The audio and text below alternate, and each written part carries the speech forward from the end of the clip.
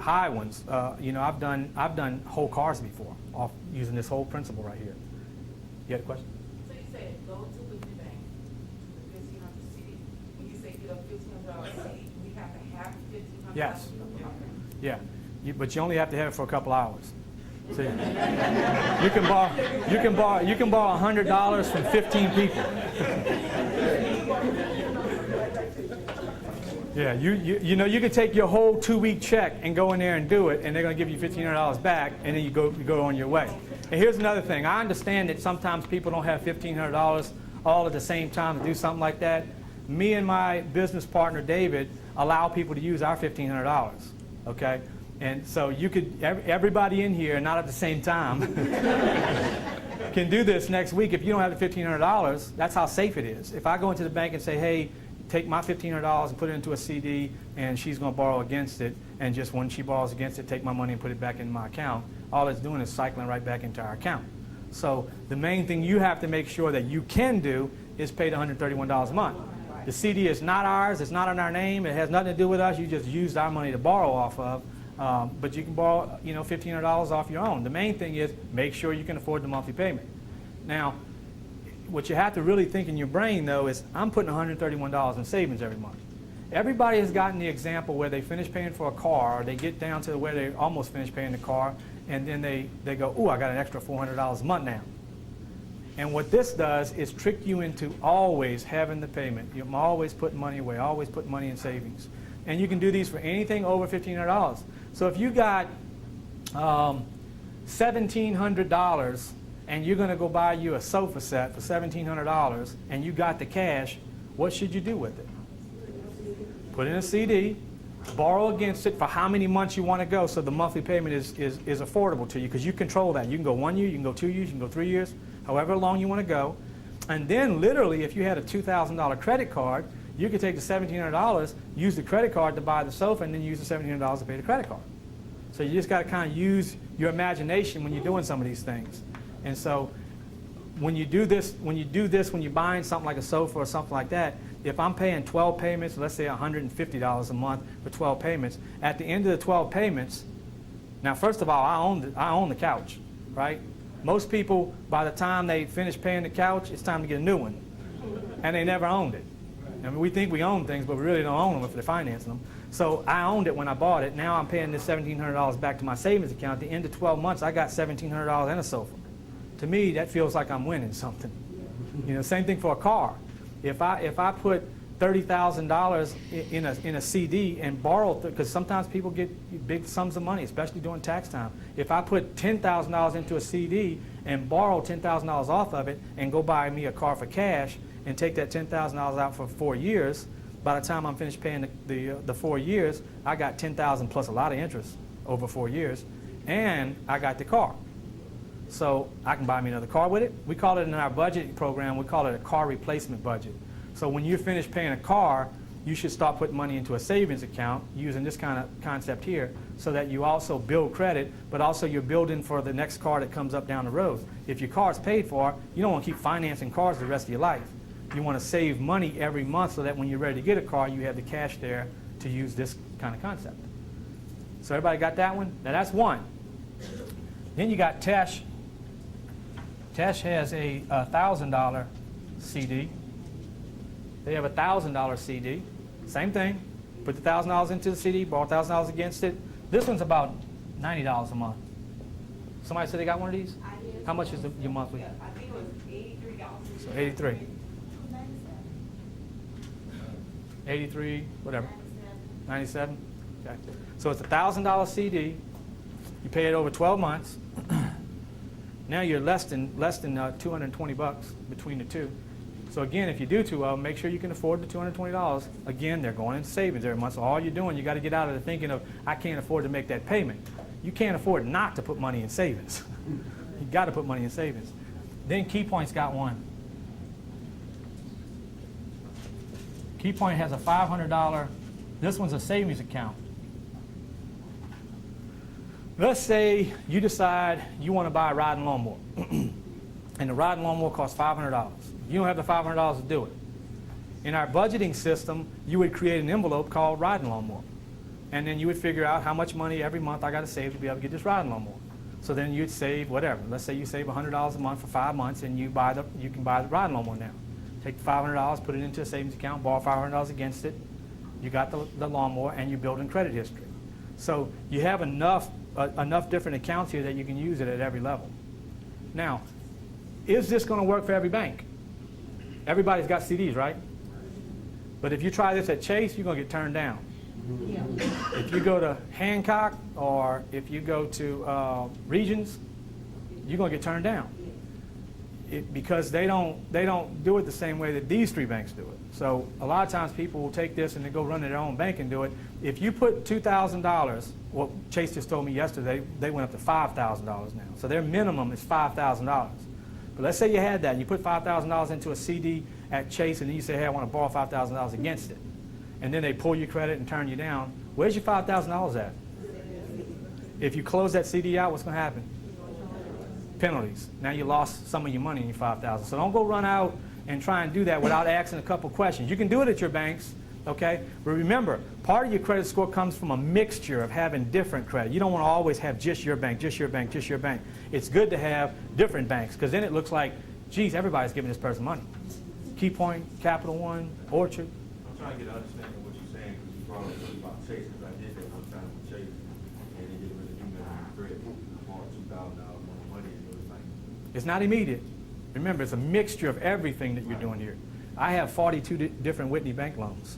That's just Whitney. And so, and you see my score was almost the highest you could possibly have, and it's because there's so much of a mixture of it. This is just the foundation. You can't just open one account and have a high credit score. It's the revolving cards and the installment. And as a matter of fact, the bank is just 10% of your credit score, but it does add in there. It's part of when a human looks at your credit and goes, dang, you know, Whitney gave you money, Capital One gave you money, Orchard gave you money. You need to change. Okay. Let me look. Video or? Video. Okay, go ahead. Anybody want to run it? So the question was asked is there such thing as having too much new credit? Yes, there is. I'm not telling y'all to go out and open every one of these accounts, okay? I'm glad she said that. Because too much credit gives you too much what? So your credit score would drop. But if all you have is one car loan, then it's okay to open a couple of accounts because you're trying to build a credit history over time. If you have 5 loans and you go open 4 more loans, you're going to drop your credit score. So don't do that. So you got to figure out how many loans do I have. If I already have 3 or 4 loans, I might need 1 of these loans and a credit card, and I'm okay. The concept that I have here is that I have lots of these, but that's because I don't have any credit.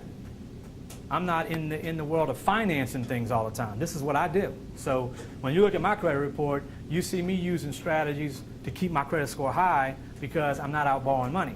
Once you get out of the habit of borrowing money, you end up having to do this, or else you're going to have a low credit score. You know, literally, if I don't use this concept right here, I'm going to have a low credit score just like everybody else because there's no activity, there's no new credit.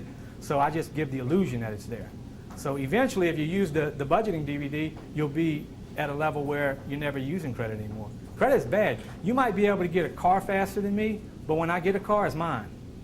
You might be able to get a TV faster than me, but when I get a TV, I paid for one. You see, you just got to be patient when it comes to that. And then you got tons more money coming in because you're not paying all the interest everybody else is paying. When you start doing these CD loans, at the end of 12 months when the CD matures, if you say, well, I'm not going on a vacation, well, now you got $1,500. Borrow against it again, put that $1,500 in savings, and now you're starting to build savings. You're starting to get some money rolling in instead of it rolling out on you all the time like it does to lenders. And then all of a sudden you say, well, you know what, I want to spend $1,500 and go buy me a sofa set. Well, I got it in savings. Let me just put it in a CD, borrow against it. I'm using my own money. I'm earning interest on it. Like the lenders earn interest, I'm now earning interest on my own money and then on the sofa. Eventually, you keep putting that money in savings, you'll be able to get to a level of buying cars. I've seen people do it, where they can actually buy a car, $20,000 cash, borrow $20,000 against it, pay it over 5 years, and we call it a car replacement budget. When you watch the DVD on budgeting, you'll understand where some of that comes from. Okay, so we got the 3 installment loans here. Anybody got any questions about those 3? I got a quick question. Say if you got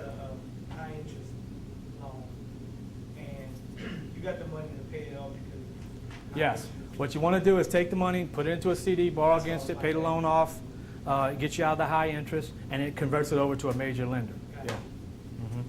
I have a question. All right, you said that on that 1,500 with you, right? So if I go in the bank at 12 o'clock and do the 1,500 CD, and if I come back at 4 o'clock and get the 1,500 off that, can I add, you know what I'm saying, go into another 1,500 also and add two of them, pay two? Yeah. Or you can go into Whitney when you get the $1,500 back, walk across the street to Tesh. And you got two. Then you got two different banks hitting your credit report. Whitney, by the way, on the 3500 block of Sherwood, Bianca and I forget the other girl's name. Renee. Bianca and Renee. If you go in there and say Steve West sent me to do the CD loan, they'll walk you right through it. Okay.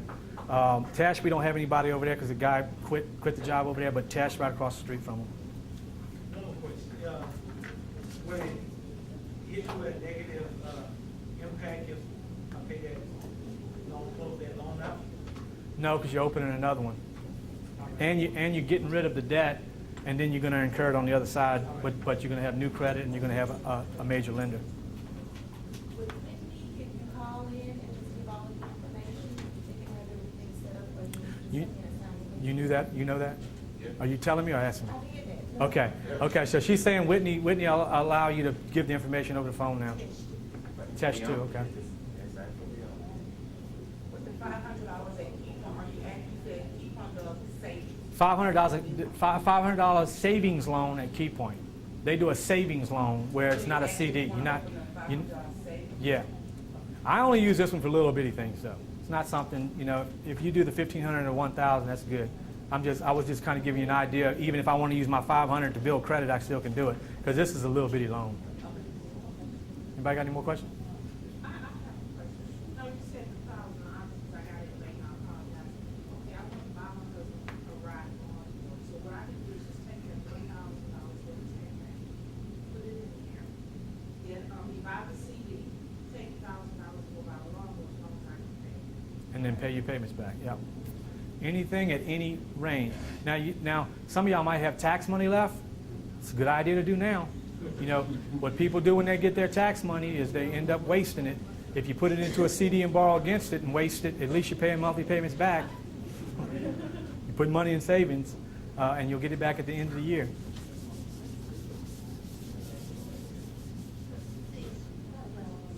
I have a loan with one of like the local lenders, and it's really high interest. Would it make sense for me to get a loan somewhere else with a loan, pay that loan? Yeah, and what the man in the back was talking about was that he has money in savings. So he's going to take the money he's got in savings and put it into a CD, then borrow against it, and then pay that high interest loan off. So he converts it over to a loan that's going to pay him interest, if you have that. Of course, if you have a high interest loan and your credit score is still low, you may still get approved for another high interest loan, unless you have the money in savings. Okay, let's talk about now.